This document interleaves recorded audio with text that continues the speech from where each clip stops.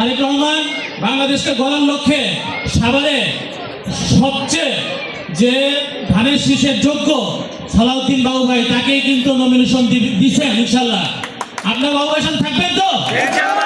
যাই হোক, আমরা সবাই আছি, ধানের শীষের পক্ষে আছি, বাবু ভাইয়ের পক্ষে আছি। বাবু ভাই অনেক ভালো লোক, অবশ্যই আমরা তার সাথে থাকবো।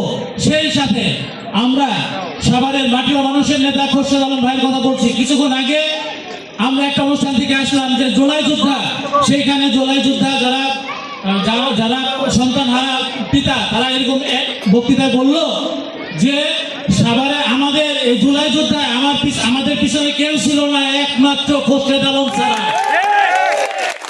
খোরশেদ আলম এই জন্য মাটি ও মানুষের নেতা।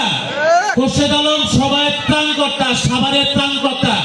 আপনারা জেনে খুশি হবেন, আমরা যদি মাদককে হারাতে পারি তাহলে তো সাভার উন্নত হবে। এই সাভারের মাদকের বিরুদ্ধে কথা বলে কে? খোরশেদ আলম। আর কোন যারা নির্বাচন সামনে করবেন, অর্থাৎ পৌরসভার নির্বাচন, যারা মুখে বলে, তারা কোনো কথা বলে মাদকের বিরুদ্ধে? কোনো কথা বলছি জানেন? কেউ বলে না। মাদককে হারাতে হবে। খোরশেদ ভাই একটা কথা বুঝতে পেরেছেন, মাদককে হারাতে পারলে আমাদের সাভারবাসী জয় হবে ইনশাল্লাহ। সন্ত্রাসকে পরাজিত করতে হবে আমাদেরকে।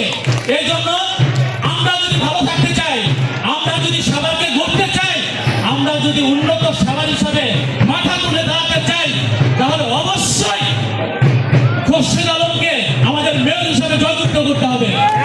ভাই, আপনাদের কাছে একটা কথা বলে যাই, আপনারা জানেন খোরশেদ আলম ভাইকে এই সাভারে রেকর্ড করতে সারা বাংলাদেশে মেয়র হিসাবে সর্বোচ্চ ভোট পেয়ে তাকে নির্বাচিত করতে ইনশাল্লাহ।